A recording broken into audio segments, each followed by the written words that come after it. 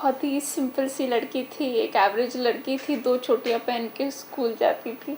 और in fact primary school तो मेरा बहुत ही सिंपल तरीके से गुज़रा। सेकेंडरी स्कूल में मैं थोड़ी ब्राइट स्टूडेंट हुआ करती थी, थोड़ी बोल्ड थी, तो मैं एथलेटिक्स वगैरह, स्पोर्ट्स वगैरह में इंटरेस्ट लेती थी। और मैं स्कूल में कभी-कभार फर्स्ट भी आया करती थी, और एंड में मैं स्कूल की हेड गर्ल थी। तो इस तरह से मेरा जो है वो बचपन और स्कूल का लाइफ जो है वो सबसे अच्छा गुज़रा। और आज भी मेरे जो क्लोज़ फ्रेंड्स हैं वो सारे मेरे स्कूल के फ्रेंड्स हैं, और मेरे ख़्याल से मेरे लाइफ का सबसे अच्छा टाइम स्कूल में ही गुज़रा। चाहे बचपन में सब अलग-अलग चीज़ें सोचते हैं, सबसे पहले कोई टीचर बनना चाहता है क्योंकि सबसे पहले टीचर जी। को लोग देखते हैं। तो आप क्या पहले टीचर, फिर क्या, फिर क्या, फिर क्या? तो ये क्या बनना चाहती थी और क्या बन गई? इस सफ़र के बारे में बताइए। आपको ये जान के ताज्जुब होगा कि जब बच्चे बोलते थे कि मुझे डॉक्टर बनना है, इंजीनियर बनना है, तब मैं बोलती थी कि मुझे मिस इंडिया बनना है।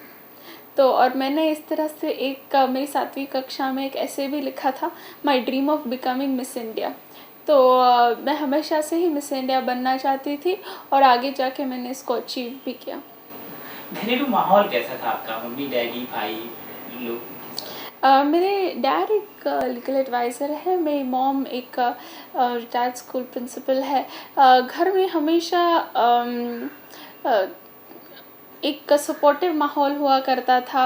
मुझे एलोक्यूशन, स्पोर्ट्स के लिए काफ़ी एनकरेज करते थे सब लोग। और हमारी फैमिली को आउटिंग्स बहुत पसंद है, और रेस्टोरेंट्स जाना बहुत पसंद है, मूवीज़ देखना बहुत पसंद है। तो हमने बहुत एंजॉय किया। मेरी सिस्टर मेरी बेस्ट फ्रेंड है, और मुझे हमेशा उसका सबसे ज़्यादा सपोर्ट रहा है। अगर मम्मी-पापा की बात करें तो ज़्यादा रोक-टोक अगर कहीं हुई तो मम्मी ने किया, पापा ने किया? इनफैक्ट मेरे मॉम डैड ने मुझे इतना ज़्यादा सपोर्ट किया है कि कभी-कभी लाइफ में मैं हिचकिचा जाती थी कि मैं ऐसा करूँ कि नहीं, या फिर मैं मॉडलिंग करूँ या नहीं। इतना फिर मैंने क्योंकि मैं इंटरनेशनल दौरे भी बहुत होते थे, तो मैं यहाँ जाऊँ, ये करूँ, अकेली जाऊँ, ये करूँ कि नहीं। तो इन सब चीज़ों के लिए भी मुझसे ज़्यादा मेरे पेरेंट्स ने मुझे पुश किया, और इनफैक्ट उनकी इस बात के लिए मैं इनफैक्ट उनकी शुक्रगुज़ार भी हूँ। आप एथलेटिक में रह चुकी हैं, फिर आपके फ्रेंड्स हैं, तो क्या आपको ऐसा लगता है कि मुझे खेल में ही जाना चाहिए? काफ़ी आपने खेला है और दोस्तों के साथ कैसा आपका माहौल रहा? क्या आप शुरू से देखते थे कि नहीं तुम कुछ बनोगी या इस टाइप की बनोगी, ऐसा कुछ था माहौल? जी हाँ, इनफैक्ट मैं एथलेटिक्स में बहुत इंटरेस्टेड थी। तो और अच्छा भी कर लेती थी। तो काफ़ी लोगों को लगता था आगे जाके शायद मैं स्पोर्ट्स में ही नाम कमाऊंगी। लेकिन मैं हेड गर्ल थी, और स्पोर्ट्स की वजह से हर किसी को लगता तो था कि ये लड़की आगे जाके कुछ बनेगी। और आज भी जब मुझे मेरे स्कूल के दोस्त मिलते हैं तो बोलते थे, हाँ हमें तो मालूम ही था। ऐसे पहली बार आपको कब लगा कि मुझे मिस इंडिया में जाना चाहिए और मैं उस लायक हूँ, मेरी हाइट हो गई, मैं इतनी खूबसूरत हूँ? आपको कब लगा? किसने आपको बोला कि ये तुम्हें जाना चाहिए था? इनफैक्ट किसी ने मुझे बोला नहीं कि मैंने मिस इंडिया जाना चाहिए, लेकिन 7वीं कक्षा में मैंने खुद से ही तय कर लिया था कि मुझे मिस इंडिया करना है। और उस तब से ही मैं मिस इंडिया के कॉन्टेस्ट देखती थी, और उन्हें फॉलो करती थी, और उनके जैसे चलना, बात करना छोटी सी तब से करती थी, हील्स पहन के चलती थी मम्मी की। अच्छा, मिस इंडिया बनने के लिए क्या ज़रूरी होता है? अगर कोई बनना चाहे, अभी एक लड़की अगर फिर से कोई 7th में है और वो बनना चाहती है, तो वो क्या चीज़ अभी से अपनाए ताकि वो उस समय तक उसके एटीट्यूड में आ जाए? तो ऐसा क्या-क्या करना चाहिए? जैसे आपने बताया हिल से पर्सनैलिटी डेवलप होती है, तो और क्या-क्या? मैं समझती हूँ कि मिस इंडिया बनने के लिए सबसे इम्पॉर्टेंट बात है कि आपकी जनरल नॉलेज जो है वो बहुत अच्छी होनी चाहिए। तो खूबसूरती तो ये तो भगवान ने दी होती है, आप उसको इतना चेंज नहीं कर सकते हो। लेकिन आपके इंटेलिजेंस से, जनरल नॉलेज से बहुत फ़र्क पड़ता है, और इंटेलिजेंट लड़कियों को ही मिस इंडिया बनने का मौका दिया जाता है। तो मैं सारी लड़कियों को ये कहना चाहूँगी कि अगर आप मिस इंडिया बनना चाहती हैं तो आप जीके पे बहुत ध्यान दीजिए। ये तो बात रही दिमाग की। और बात करें अगर सजने-संवरने की, तो जैसे आपने हील की बात की, मैंने भी कहीं और सुना था कि हाँ, हील पहनने से काफ़ी चेंज आता है और पहनना चाहिए। तो ऐसा क्या? आप हील का उनके बारे में बताइए और दूसरी भी चीज़ें क्या उसको अपनाना चाहिए? एक स्टाइल होती है मिस इंडिया की। तो एक स्टाइलिश बनने के लिए डेफ़िनेटली हील्स में चलना या फिर स्टाइलिश कपड़े पहनना, फ़ैशन डिज़ाइनर्स, फ़ैशन मैगज़ीन्स के साथ अपबीट रहना, फ़ैशन के बारे में ज़्यादा जानकारी प्राप्त करने से डेफ़िनेटली एक स्टाइल डेवलप होती है और ये स्टाइल भी बहुत इम्पॉर्टेंट है मिस इंडिया बनने के लिए। तो इस तरह से आप फ़ैशन कॉन्शियस रह के डेफ़िनेटली ये अपना सकते हैं। टीचर्स के साथ आपका किस तरह का ताना बाना था? उनके साथ कभी उनको सताया, कभी छेड़खानी की उन्हें? जी नहीं, इनफैक्ट मैं टीचर्स पेट हुआ करती थी। सारी टीचर्स ने मुझे बहुत प्यार किया। आज भी कोई-कोई टीचर्स मुझे याद करती है और मैं समझती हूँ कि ये मेरी सबसे अच्छी याद है जो सारे मेरे टीचर्स फ़ेवरेट्स थे उनके साथ बिताई हुई। अब मिस इंडिया की जब बात चल रही है तो पहली बार आप मिस इंडिया की तैयारी कैसे की और वहाँ तक पहुँचने का एक वो सफ़र बता दीजिए? जब मैंने मिस इंडिया के लिए सबसे पहले मेरी एंट्री भेजी तो मुझे पता चला कि मेरी कुछ हज़ारों में एक एंट्री है। तो मैं सोचती अभी तो कुछ होने वाला है नहीं, बस हज़ारों में एंट्री है, पता नहीं होगा कि नहीं। लेकिन मुझे फर्स्ट कॉल ऑफ इंटरव्यूज़ आया, फिर मैं टॉप 300 में थी, फिर मैं टॉप 30 में थी, टॉप 10 में थी, तब जाके मेरा कॉन्फिडेंस बढ़ा और तब जाके मुझे लगा कि हाँ मैं मिस इंडिया बन सकती हूँ। और मिस इंडिया के लिए डेफ़िनेटली ये कॉन्टेस्ट जो है वो आपको बहुत ट्रेन करती है, ग्रूम करती है, पॉलिश करती है और आपको इंटरनेशनल कॉन्टेस्ट वगैरह के लिए पॉलिश वगैरह करती है। तो मेरा जैसे आप कह सकते हैं ट्रेनिंग वो मिस इंडिया कॉन्टेस्ट में ही हुआ। जब आप टॉप 10 में थी और जो नेम्स हैं वो अनाउंस होने वाले थे, तब आपको कैसा लग रहा था कोई और है कि आपके नंबर, मतलब कैसा कन्फ्यूज़न था? आपको लग रहा था कि नहीं आप ही होने वाले कि जब हम टॉप 10 में होते हैं तो बाद में टॉप 5 में जाते हैं तो 5 लड़कियों का नाम लिया जाता है। तो पहली 4 में मेरा नाम नहीं आया और मैं मुड़ के बस जाने ही वाली थी कि उन्होंने मेरा नाम बुला लिया। तो मुझे याद है कि वो मेरे लिए सबसे एक्साइटमेंट और सबसे डराने देने वाला एक ऐसा मोमेंट था कि जिससे मैं बहुत डर गई थी कि अब फिनिश हो गया।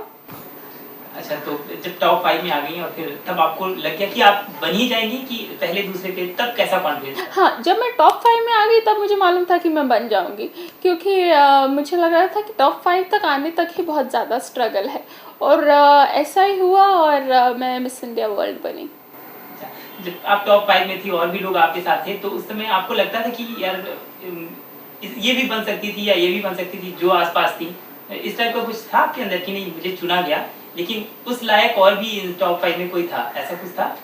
अम, अ, मैं ये तो जानती थी कि और भी 4 लड़कियाँ जीत सकती है, लेकिन मुझे अपने आप पे भरोसा था और जब मैंने टॉप 5 का आंसर दिया था, तब जिस तरह से ऑडियंसेस का रिएक्शन हुआ और सबने बहुत तालियाँ वगैरह मारी तो मुझे लगा कि हाँ, अभी तो मैं बन जाऊँगी। अरे आप बन गई मिस इंडिया और फिर किस तरह के ऑफर आए? पहला ब्रेक क्या था? किस तरह के अप्रोच आए आपको बॉलीवुड से? अम, मुझे ऑफ़र्स काफ़ी आए लेकिन तब मैं बॉलीवुड में बिल्कुल इंटरेस्टेड नहीं थी। मैं ज़्यादा मॉडलिंग में इंटरेस्टेड थी, एड कैंपेन्स और रैंप शोज़ में ज़्यादा इंटरेस्टेड थी। तो इसलिए मैंने ऑफ़र्स को सीरियसली लिया नहीं और मैं मॉडलिंग और रैंप शोज़ वगैरह करती गई।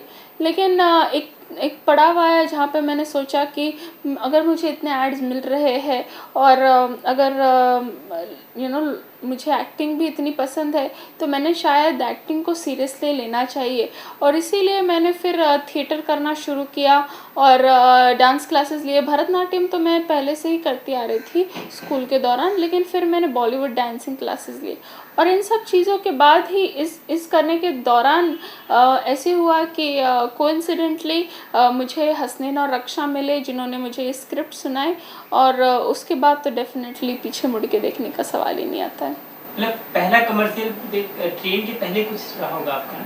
उसमें ट्रेन के पहले कुछ नहीं था, ट्रेन के पहले कुछ था? ट्रेन मेरा फर्स्ट फिल्म। अच्छा, उसके पहले कुछ किया आपने, ऐड वैड कुछ किया? हाँ, मैंने एड्स काफ़ी किए हैं। मैंने एड्स किए हैं Allen Solly, Lee Cooper, Maruti Zen, Sony Ericsson phones, LG electronics, ग्रेवियरा, कृष्णा डायमंड ज्वेलरी। मैंने काफ़ी अच्छा, एड्स किए हैं। जी ट्रेन अब आ चुकी है और कुछ ही दिनों में अब सिनेमा घरों तक आ जाएगी। अब किस तरह के ऑफर आ रहे हैं? कुछ प्रोमो भी देखे गए हैं, तो कुछ लोगों का अप्रोच अब आया आपकी? डेफ़िनेटली काफ़ी ऑफ़र्स आज भी हैं और मैं काफ़ी सिलेक्टिव हूँ, लेकिन साइन्ड फ़िल्म्स तो प्रोड्यूसर्स के साथ 2 और फ़िल्म्स जो है मैंने साइन की हुई हैं, और इसके अलावा बाकी सारे प्रोजेक्ट्स पर भी हम नज़र डाल रहे हैं। हर तरह के रोल्स करने को मिल रहे हैं मुझे। कोई कॉमेडी फ़िल्म्स है तो कोई सस्पेंस फ़िल्म्स हैं, और अच्छा है क्योंकि ऐसे लग रहा है कि आगे आने वाले 2 सालों तक मेरे पास काफ़ी फ़िल्में हैं। क्या ओवरऑल दी ट्रेन की कहानी क्या है? किस तरह की फ़िल्म है? बेसिकली ये जो लड़का-लड़की होते हैं, वो पहले गर्लफ्रेंड बॉयफ्रेंड होते हैं, और वो काफ़ी ये होते हैं, काफ़ी लवी-डवी होते हैं, इसलिए वो शादी करते हैं। लेकिन आगे जाके इनकी शादी में प्रॉब्लम्स आती है, और मैरिटल प्रेशर्स की वजह से, लाइफ के प्रेशर्स की वजह से ये अलग-अलग होने लगते हैं, और इस बीच हस्बैंड का एक एक्स्ट्रा मैरिटल अफेयर होता है, और कैसे फिर ये वाइफ़ उस रिलेशनशिप के साथ डील करती है, और कैसे इनमें से ये दोनों हस्बैंड एंड वाइफ़ बाहर आते हैं, ये फ़िल्म की स्टोरी है। जब मेरा कैरेक्टर गर्लफ्रेंड का होता है, तब ये लड़की चुलबुली, खुश मिजाज और बहुत ही सिंपल लड़की होती है। लेकिन शादी करने के बाद ये लड़की थोड़ी रिस्पॉन्सिबल हो जाती है, मैच्योर होती है, और बहुत स्ट्रिक्ट भी होती है किसी मामले में। लेकिन आगे जाके जब इसको अपने हस्बैंड के एक्स्ट्रा मैरिटल अफेयर के बारे में पता चलता है, तो ये एक इमोशनल साइड भी है उसको, एक ट्रेजेडी साइड भी है उसको। तो इस तरह से इसे 4-5 शेड्स है इस कैरेक्टर में। इनफैक्ट मैं भी माधुरी दीक्षित और श्रीदेवी की बहुत बड़ी फ़ैन हूँ, और उनकी फ़िल्में जो है तेज़ाब, चांदनी, लम्हे, दिल, ये मुझे बहुत पसंद है। और मैं इस बात को कहने में हिचकिचाऊँगी नहीं कि उन दोनों का काम मेरे लिए एक जैसे आइडल रहा है। हीरोज़ में मुझे अमिताभ बच्चन, शाहरुख खान बहुत पसंद है, उनका काम बहुत पसंद है। अमिताभ बच्चन क्यों पसंद है आपको? क्या खास बात? मुझे अमिताभ बच्चन जी इसलिए पसंद है क्योंकि वो इतने सालों से है और अलग-अलग किरदार कर रहे हैं, और उनकी वैरायटी के लिए मैं उन्हें बहुत पसंद करती हूँ। अगर मैं कोई एक बात पूछूं, अमिताभ बच्चन में ऐसा क्या है जो आपको अच्छा नहीं लगा, तो कुछ आप बता पाएंगे?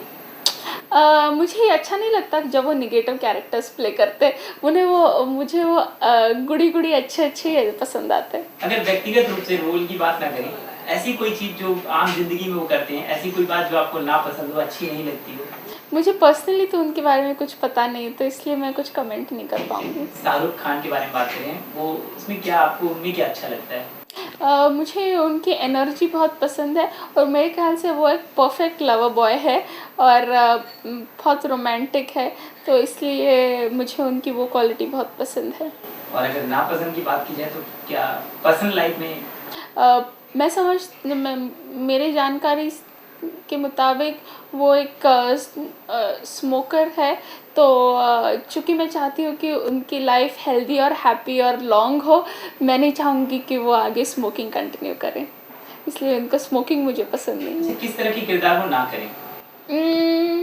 मैं समझती हूँ कि नहीं, एक्चुअली शाहरुख खान तो नेगेटिव कैरेक्टर्स में भी अच्छे लगते हैं, लेकिन मैं चाहती हूँ कि वो ज़्यादा से ज़्यादा रोमांटिक कैरेक्टर्स करे। अगर सेक्सी मैन की बात करें तो बॉलीवुड में आपको कौन लगता है? ऋतिक रोशन, बिकॉज उनका धूम 2 काफ़ी फेमस हुआ है, और मैं समझती हूँ कि वो एक हॉट एक्टर है। एक्ट्रेस?